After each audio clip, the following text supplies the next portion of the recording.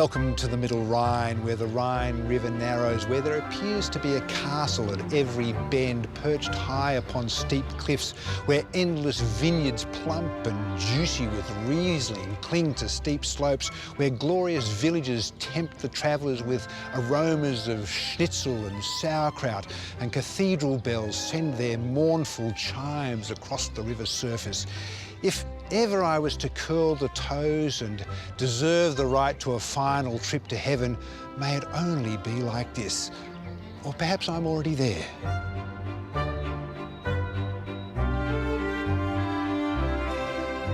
We've reached the final stretch of our 15-day glide down the Rhine with Scenic, and what a journey it's been.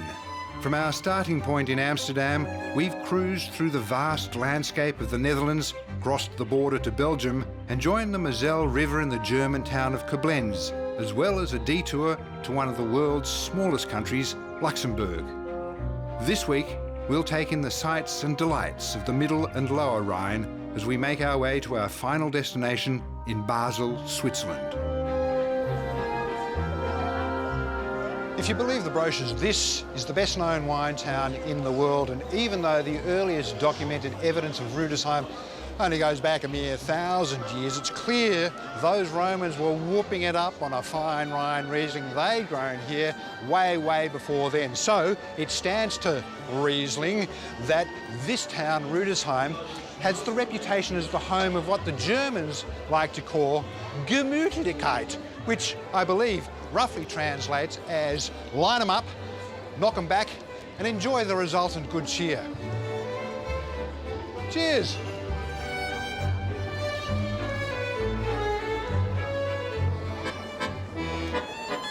The Drosselgasse is Rüdesheim's busiest street, a 140-metre-long tourist magnet that's packed to bursting day and night. And if you thought the sounds on the street were a step back in time, you ain't seen nothing yet. Siegfried's Mechanical Music Cabinet Museum is housed in an old 1500s noble court, where it holds one of the largest collections of mechanical musical instruments in the world.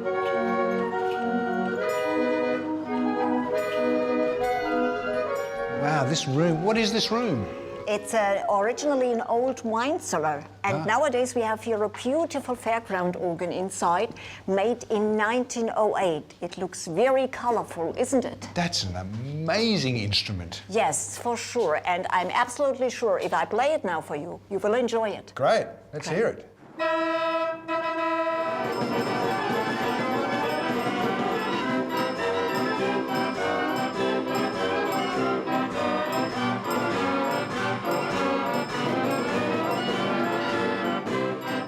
It's incredible. It's unbelievable good, and believe me, children in those days, they liked it very, very much because they had a lot of good fun, and their parents as well.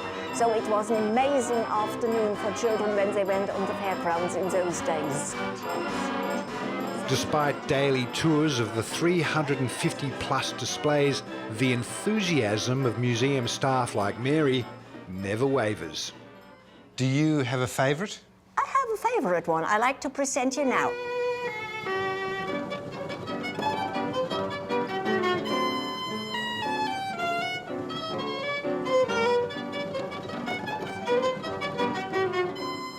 There's just the one string on each violin being played. Yes, each violin plays only one string. You could not make it in a different way because it was played mechanical, which is a miracle by itself, because nobody thought that it was possible that a violin, this beautiful instrument, can play it in a mechanical way. Amazing. With the greatest of respect, of course, a lot of German music can be an acquired taste, but in there is the most delightful noise. So we've proven that Rüdesheim has wine and it has song. Now for the women. The search takes us high above the area's famous vineyards. You know, I sometimes wonder about the wisdom of putting such a modern contraption as the cable car in such an ancient environment, but it does afford you that. It delivers us all the way to the imposing monument of Germania, the classical mythical figure standing as a symbol of strength and unity, towering over the Rhine below. Why was this monument erected here? In this area, because this is a Middle Rhine Valley, and the Middle Rhine Valley already in the 19th century was very popular and very visited. Because of its landscape, the good wines, the proximity to the big cities, it became a place for weekends. Yeah. And it was the perfect place because people were coming here already, and the intention was to invite them to get into the sentiments of the unification.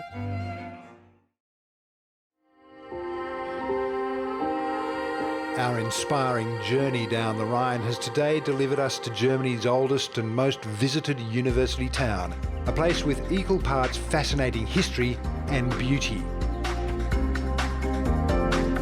Heidelberg is one of, well, about 5 towns that claim to be Germany's most beautiful. It's so beautiful that that iconic image of the man drinking beer in the dubious national costume, the lederhosen, was bound to have been taken here. So beautiful that those most efficient of international travellers, the Japanese who do Europe in 1 week, make sure they come here. So beautiful that it has inspired writers and poets over the centuries. Oh, and pelvis-thrusting musicians too.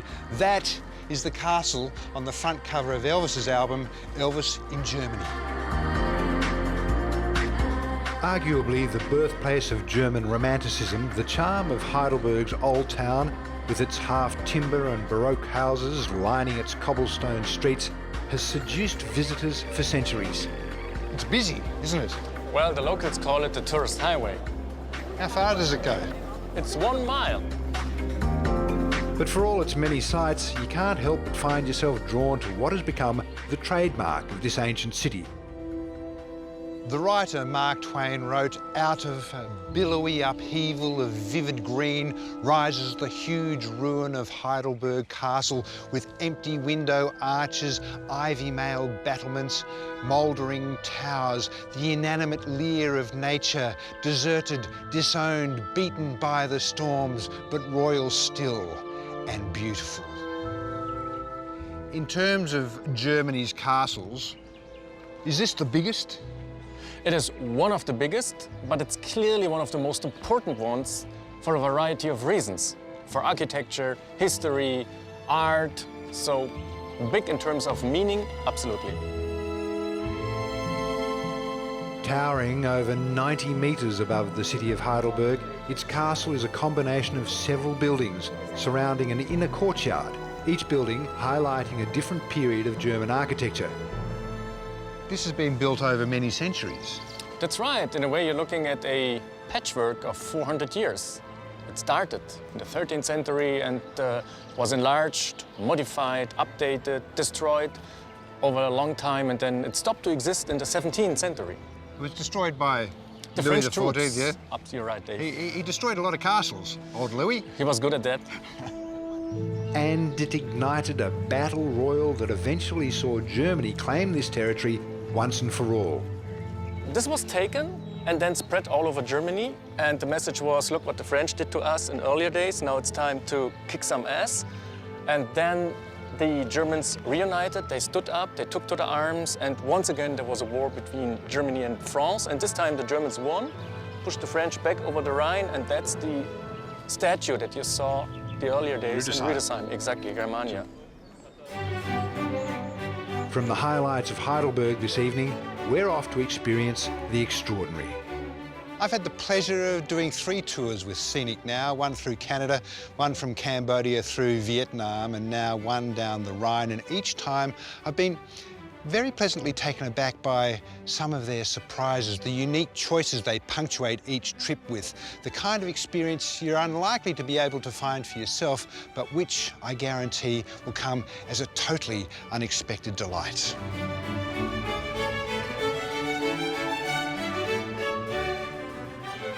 Rastatt Palace was built according to the model of the Palace of Versailles to be perfectly proportioned.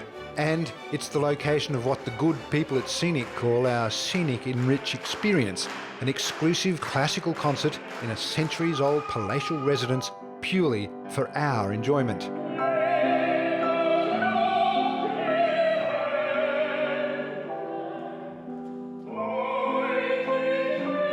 In what's been a trip of endless highlights, this experience stands out as being one of the most memorable of the journey so far.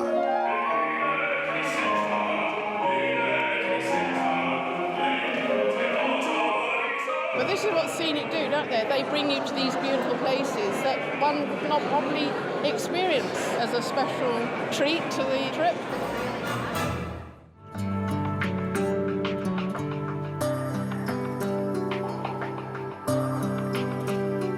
Like many a marauding army before me, I've crossed the border from Germany into France, which was once German, then French, then German, then French, then German, and now French again. But I'm not here to claim territory, I'm here for terroir and the wine it produces. Welcome back to our scenic cruise of the romantic Rhine and Moselle rivers, where today we've taken 2 steps left and crossed the border into the French region of Alsace and the little town of Mittelbergheim. The vineyards surrounding this serene hillside village produce one of the finest wines in the land, the Grand Cru.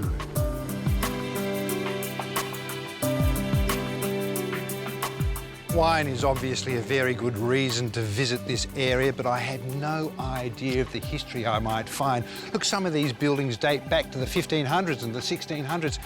I guess it's no wonder that this village has earned the title as one of les plus beaux villages de France, meaning one of the most beautiful villages of France. Plus beau indeed. Très, très beau. Hellaciously beau. Damn, it's beau here. The perilous location of the region and the ensuing tug-of-war battle between Germany and France has impacted its architecture and its people, giving the area a nice blend of both cultures.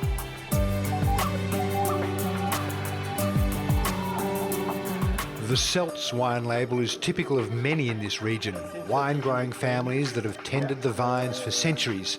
Albert Seltz continues an extraordinarily long tradition. So how much area have you got underground here? Well, actually, maybe 1,000 square meter, I don't know. Yeah? I don't know, but it's very old. Very old, dug by your ancestors. Yes, huh? 14 generation. The house is from 1576. And your family's been here the whole time? Yeah. Wow. Yeah. Almost 450 years of knowledge is now housed right here, and the fruits of those centuries of work are in the bottles all around us.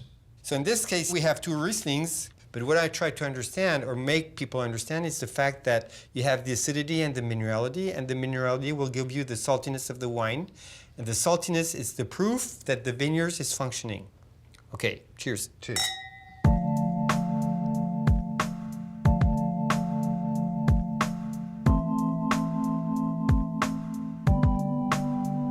What's going on in this room?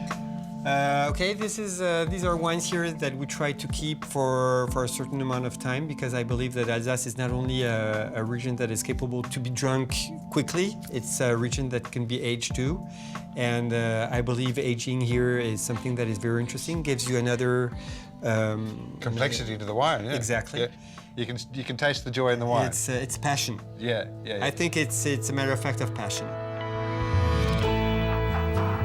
After a day of French indulgence, we crossed the border back into Germany, where the spanking scenic opal sits enveloped by the glorious Rhine scenery.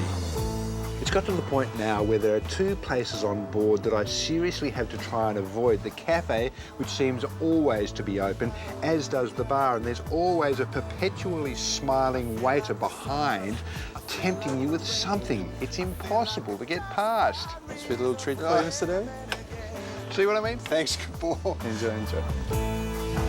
Can you see my vision? With the all-day river cafe located temptingly in the main lounge, the glorious sun deck up top, and private balconies in most cabins, there are plenty of options in which to recline leisurely and watch the countryside of the Lower Rhine drift by. After 2 weeks of winding our way down the Rhine from Amsterdam toward the ship's final resting point in Switzerland, through changing landscapes and across borders, we approached the last stop of our magnificent journey. That right there is the southwestern edge of Hansel and Gretel country, the Black Forest.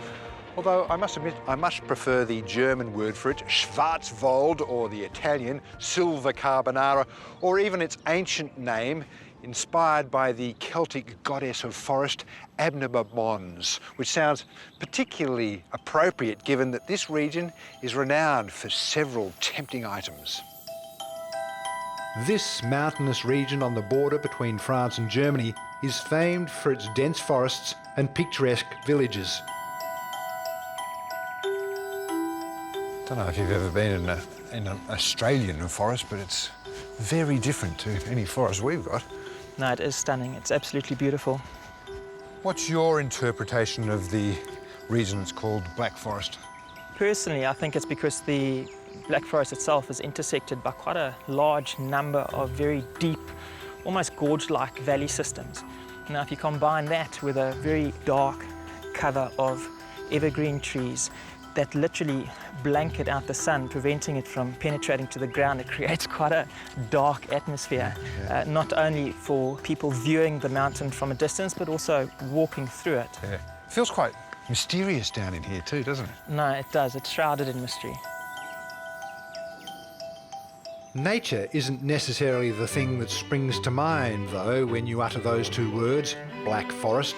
And so, our expedition finally leads us to its sweet, calorific source, found somewhat surprisingly here.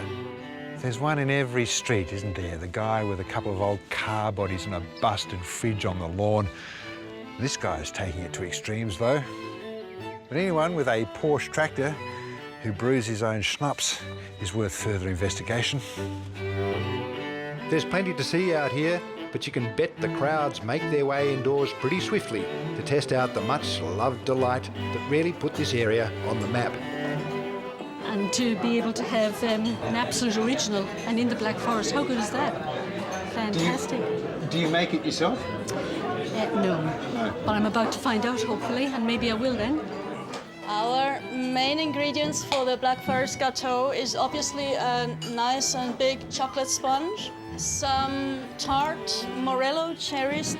I add a second layer of sponge on top and sprinkle that layer with the schnapps, with the kirsch. So it should already be clear that this is not a dessert for children, it's more like speciality for grown-ups.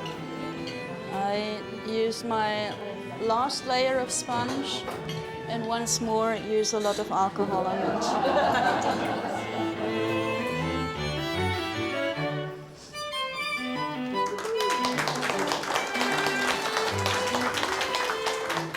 I think I can quite honestly say that is the greatest piece of cake I've ever tried in my life.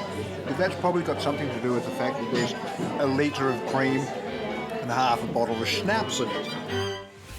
It says something about the absolute majesty of this ship that she's sliced through the Netherlands, Belgium, Germany, France, and now into Switzerland, across borders previously beaten, bombed, and battled upon, beneath the towers and turrets, spires and steeples of those monuments that document not only the historical, the diabolical, the maniacal, but also the magical, the wonderful, and the downright beautiful, that she still shines like the cheek of a freshly burped babe. She's provided luscious comfort, pure delight, and what now should be boldly inked at the very top of anyone's bucket list as the trip of a lifetime.